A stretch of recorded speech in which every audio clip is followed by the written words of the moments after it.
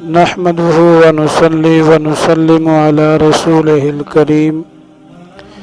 بسم الله الرحمن الرحیم۔ معزز محترم سامعین کرام، 10 منٹ کا مدرسہ میں گزشتہ درس روزہ توڑنے والی ان چیزوں کے بارے میں ہوا تھا جن سے روزہ ٹوٹ جاتا ہے، لیکن صرف قضا واجب ہوتی ہے۔ آج کا درس ان صورتوں کے حوالے سے ہوگا انشاءاللہ تعالی جن میں قضا بھی واجب ہے اور کفارہ بھی واجب ہے۔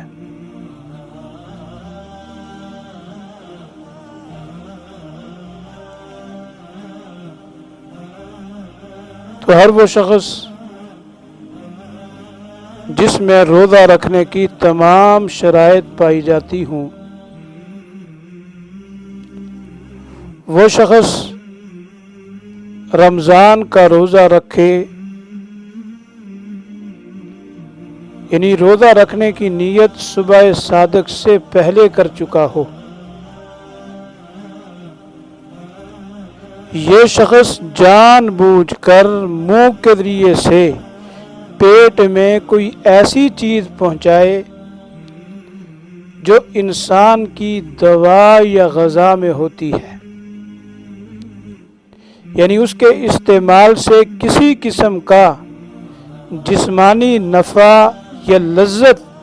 متصور ہو اور اس کے استعمال سے انسانی طبیعت نفرت کرتی ہو، اگرچہ وہ بہت تھوڑی ہی کیوں نہ ہو، حتیٰ کہ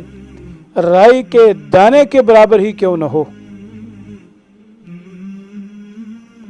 تو ایسے شخص کے ذمے یہ ہے کہ روزہ بھی اس کا ٹوٹ جاتا ہے، قضا واجب ہے اور کفارہ بھی واجب ہے۔ اسی طرح جو شخص ہم بستری کرے،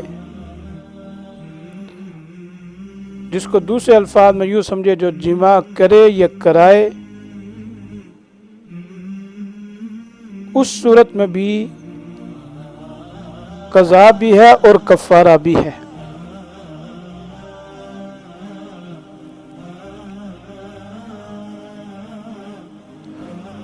روزہ توڑنے سے اس وقت کفارہ لازم ہوتا ہے جب رمضان میں روزہ توڑے، اور رمضان کے علاوہ کسی اور روزے کو توڑ دے تو کفارہ واجب نہیں۔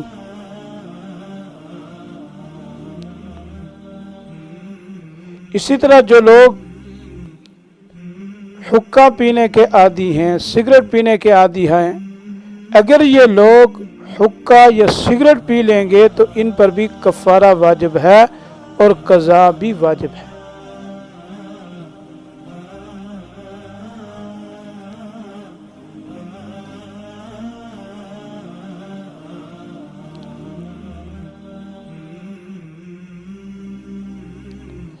تو یہ وہ صورت ہے جس میں کفارہ بھی واجب ہے اور قضا بھی واجب ہے، اور روزے کا جو کفارہ ہے وہ یہ ہے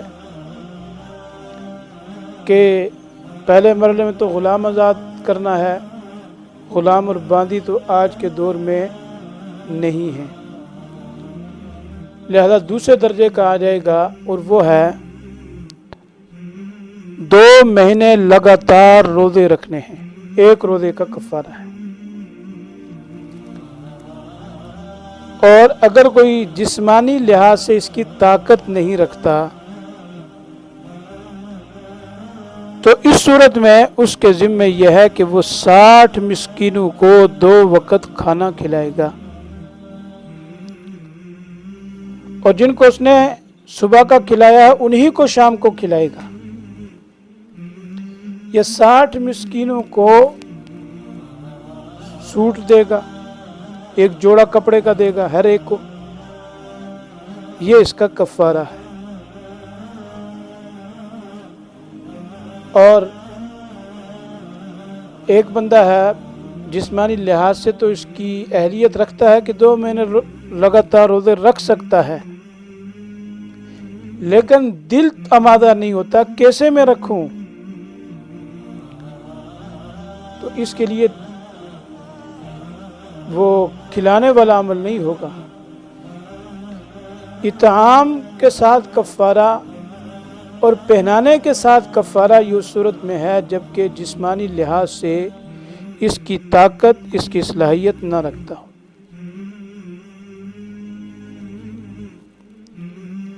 کچھ صورتیں ایسی بھی ہیں جن میں روزہ توڑنا جائز ہے، وہ بھی سمجھ لیں۔ اگر کوئی کسی نے روزہ رکھا ہوا تھا اور وہ اچانک بیمار ہو گیا کہ اگر روزہ نہیں توڑے گا تو مر جائے گا یا بیماری بڑھ جائے گی، تو اس کے لیے روزہ توڑ دینا درست ہے۔ جیسے کسی کے پیٹ میں اچانک درد ہوا، بے تاب ہو گیا، یا کسی کو سانپ نے کاٹ لیا، تو اب دوائی استعمال کرنا ضروری ہو گیا، اس کے لیے روزہ توڑنا جائز ہے۔ اسی طرح اگر کسی کے مثلا دانت میں ناقابل برداشت درد شروع ہو گیا کہ بندے کی بس ہو گئی، تو اس صورت میں بھی وہ دوائی کھانے کے لیے روزہ توڑنا چاہے تو توڑ سکتا ہے۔ اسی طرح حاملہ عورت ہے اور روزہ رکھنے کی وجہ سے اسے خطرہ ہے اپنی جان کا یا بچے کی جان کا جو اس کے پیٹ میں ہے، تو اس کے لیے بھی روزہ توڑنے کی اجازت ہے۔ کچھ اعذار ایسے ہیں جن میں روزہ نہ رکھنا جائز ہے۔ اس میں ایک یہ ہے کہ اگر بیماری ایسی لگی ہے کہ روزہ رکھنے سے وہ بیماری مزید بڑھ جائے گی یا دیر سے صحیح ہوگی، یا روزہ رکھوں گا تو جان نکل جائے گی، اس صورت میں روزہ نہ رکھیں۔ جب ٹھیک ہو جائے تو اس کی قضا رکھ لے، لیکن یہ دل سے گمان کر کے روزہ چھوڑنا درست نہیں، بلکہ یہ اس صورت میں ہے کہ جب کہ مسلمان دیندار ڈاکٹر کہے کہ روزہ تمہیں نقصان دے گا تب اس پر عمل کرے گا، ورنہ عمل نہیں کرے گا۔ اور حکیم یا ڈاکٹر مسلمان نہیں ہے بلکہ کافر ہے، یہ ہے تو مسلمان لیکن وہ شریعت کا پابند نہیں، اس کی بات کا اعتبار نہیں۔ ضروری ہے کہ ڈاکٹر یا حکیم ایک تو یہ کہ مسلمان ہوں، دوسرے شریعت کے پابند ہوں، اور وہ مشورہ دے تو پھر اس صورت میں روزہ نہ رکھنا جائز ہے۔ اسی طرح بعض بیمار ایسے ہوتے ہیں جو بیماری سے تو ٹھیک ہو جاتے ہیں لیکن ضعف باقی ہوتا ہے، اور غالب گمان ہے کہ اگر روزہ رکھے گا تو پھر بیماری واپس لوٹ آئے گی، اس کے لیے بھی روزہ نہ رکھنا جائز ہے۔ اسی طرح اگر کوئی سفر میں ہو تو اس کے لیے بھی روزہ نہ رکھنا جائز ہے، اور یہ بات مسافر بننے کے بعد ہے، یعنی حالت سفر میں ہی سحری آ گئی،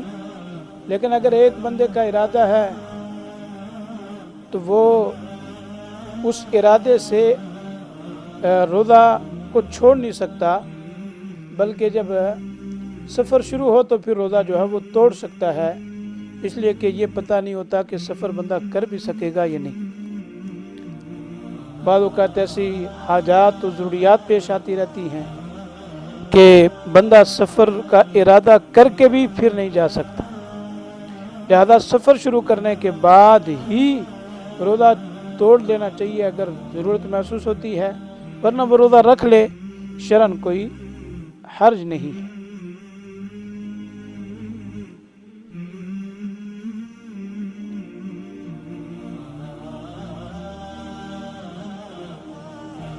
اسی طرح اگر کوئی عورت